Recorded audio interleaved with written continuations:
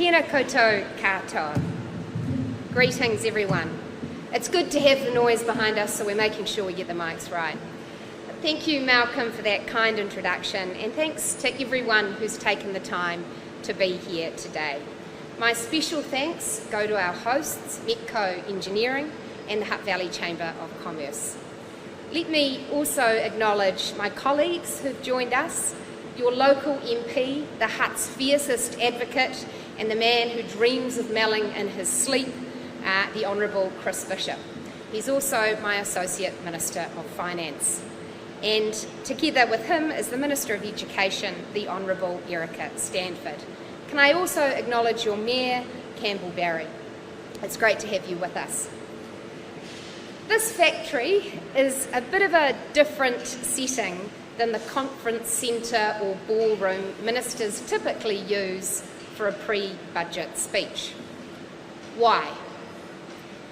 Because places like this are the engine room of the New Zealand economy. Our government knows that to speed up our economic recovery, we need to get this growth engine cranking. And I appreciate that economic growth can be a bit of an abstract concept. Well, it's the work that happens on this factory floor that is actually what economic growth is all about. The workers here at Metco solve problems. They come up with new products and manufacturing processes for a range of industries. They design and create clever components for customers around the world, producing everything from window stays through to bus stops. What do we got? I'm just going to make sure the sound's okay.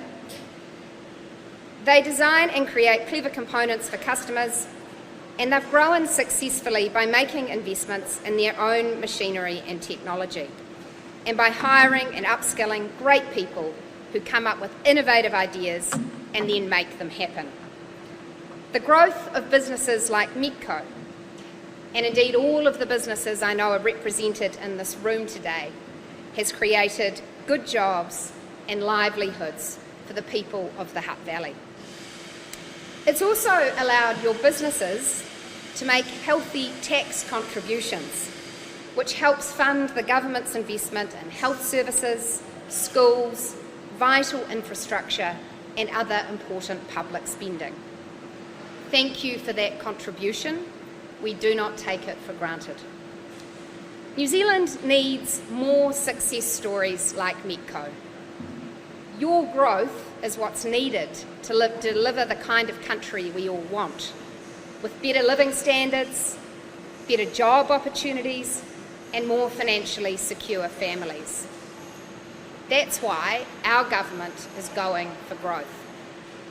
Earlier this year, we released a snapshot of the work we have underway to support our growth agenda.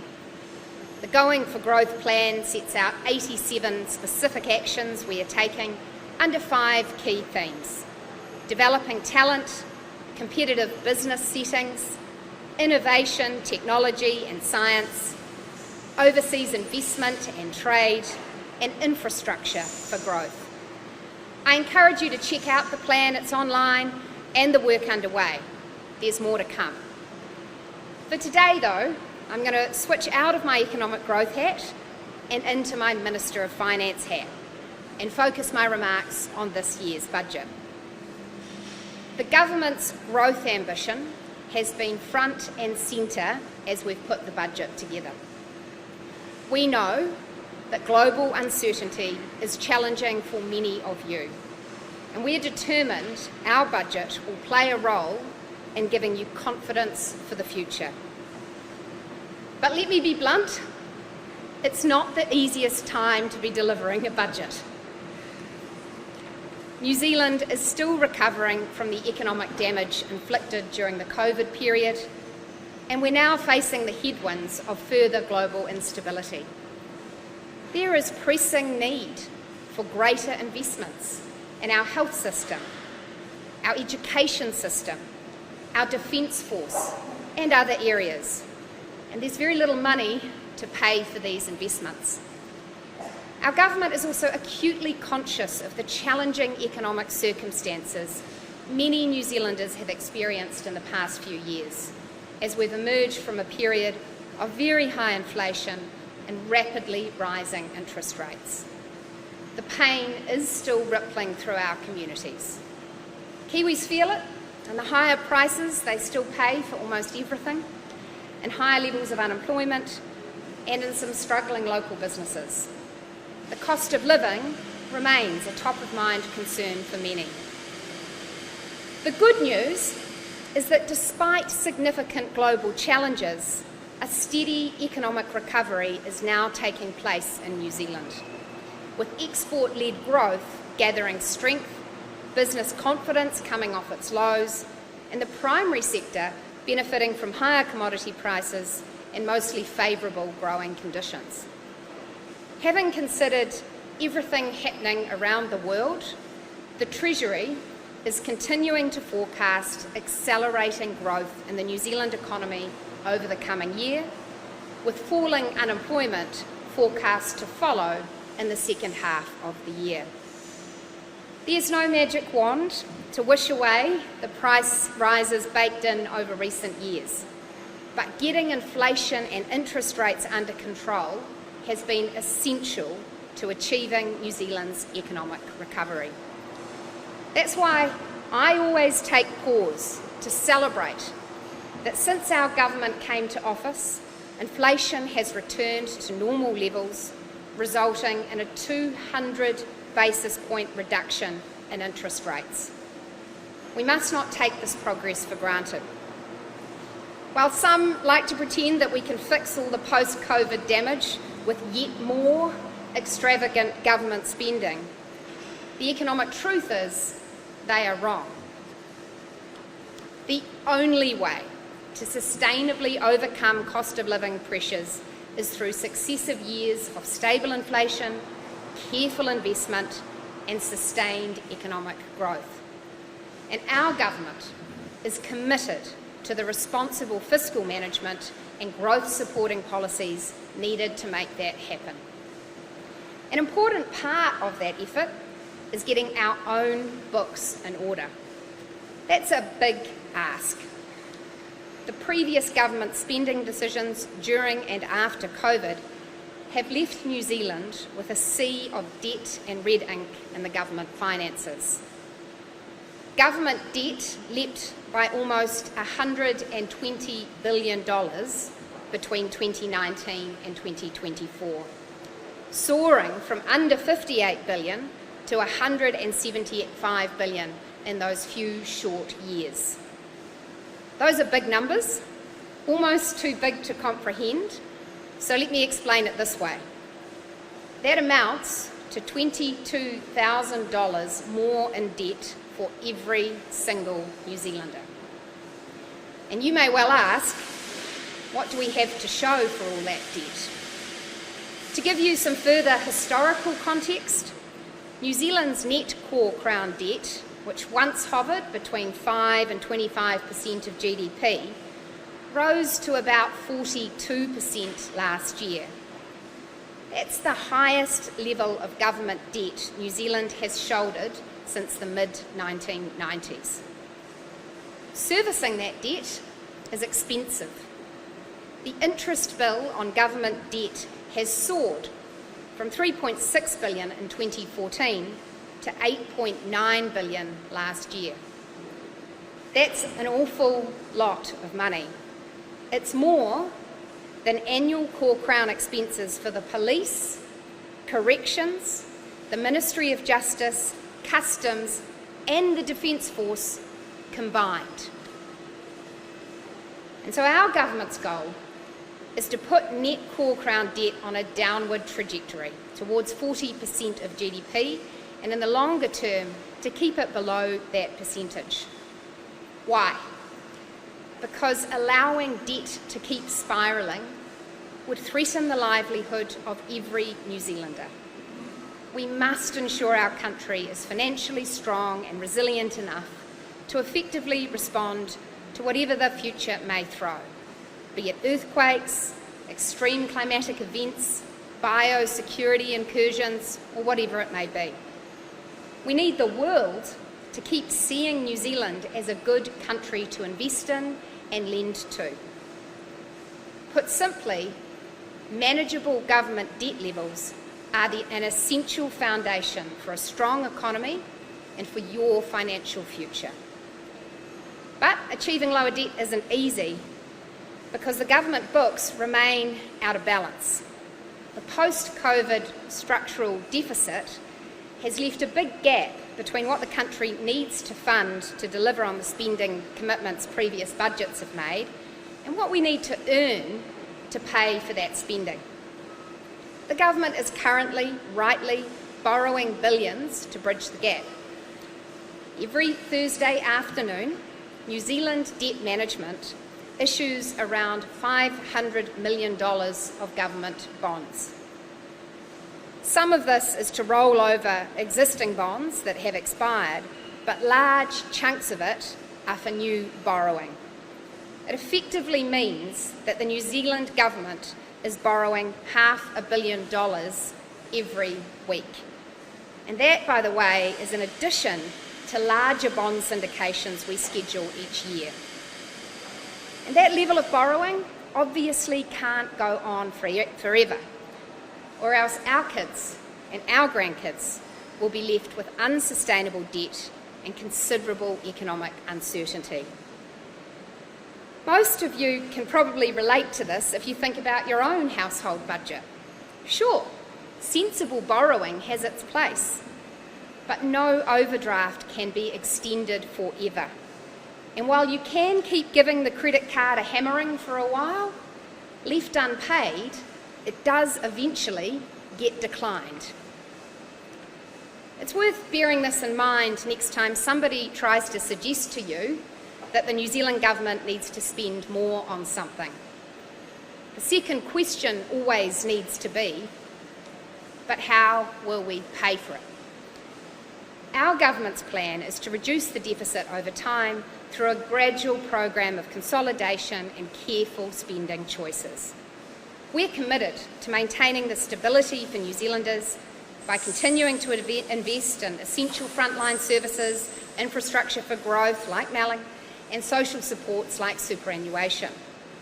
But delivering those things requires us to make careful choices about what we spend elsewhere. And that's why we have committed ourselves to ongoing reprioritisation and fiscal restraint. It isn't easy, but it is essential. Believe you me, I'd rather we were in clover with money to spend on all the good ideas I hear each day. But the reality is we are governing in tighter times. And economic growth is essential to our fiscal repair job. It's simply the most effective way to raise government revenue and to give us better choices for the future. Some have suggested a different approach. They say New Zealand should seek to close the deficit by simply adding more and higher taxes to Kiwis' wages, savings, wealth or capital. We reject that approach. Punishing Kiwis with higher taxes right now would undermine our economic recovery, strangle growth and threaten the economic stability New Zealand needs. It would pull the rug out from all those businesses and industries who are already just hanging on. And it would send an exodus of Kiwi talent and wealth to Australia and beyond. It would be exactly the wrong recipe for a country whose future prospects depend on investment and growth. So what do global events of recent times mean for our economy and our budget? The Treasury's last set of economic forecasts were presented at the half-year update in December. And as you know, the global economic outlook has worsened considerably since then. Tariff announcements by the US government, countervailing tariffs being imposed by China, and an uncertain path for future tariffs and exemptions have created volatile global economic conditions, with forecasters around the world agreeing that global growth will be lower this year and next year than they were previously predicting. New Zealand, unfortunately, can't escape the fallout.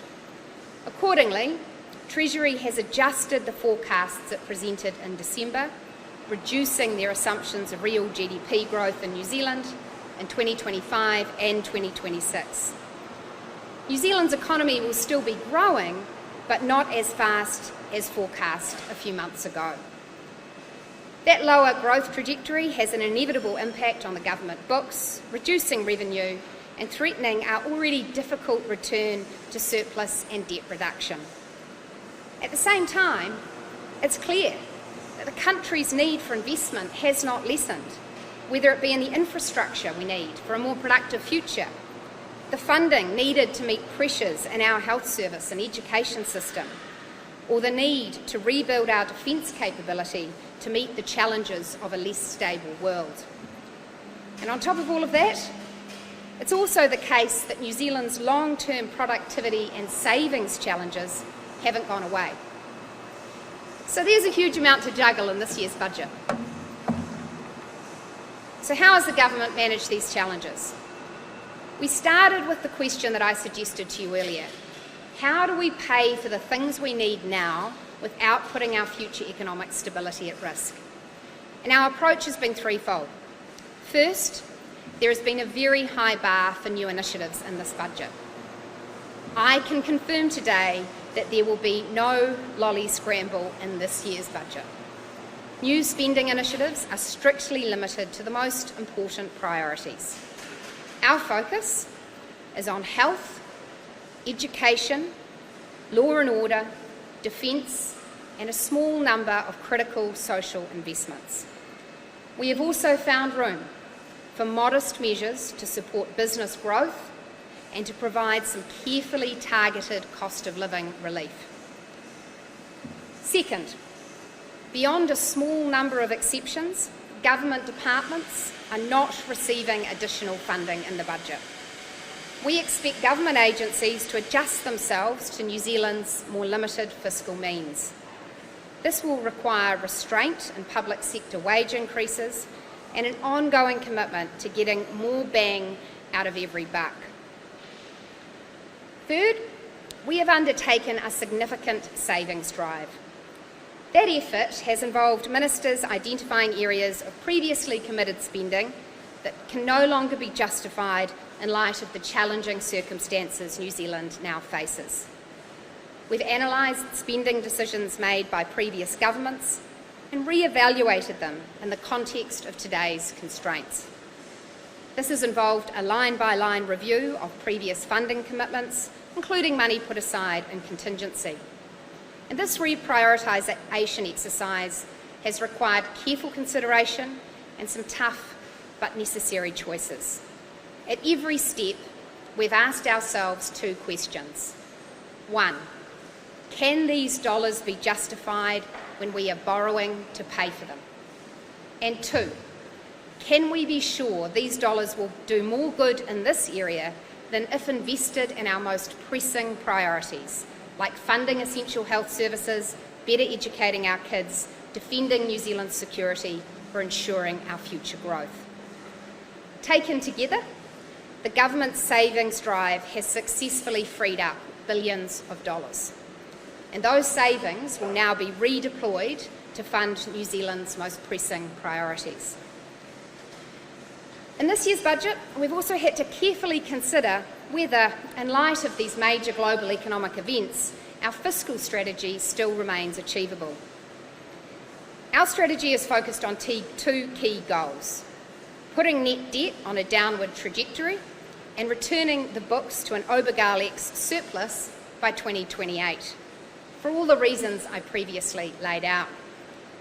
This strategy matters. It matters for getting the books back in order, and that's about much more than a set of numbers. It's about keeping interest rates lower and providing a solid platform for future growth. It's about ensuring New Zealand continues to be seen as a stable, reliable place to invest in and lend to. And it's about making sure we don't leave our kids and grandkids with debts they just can't repay. At our last update in December, well before Trump's Liberation Day, we were expecting a small surplus in 2029.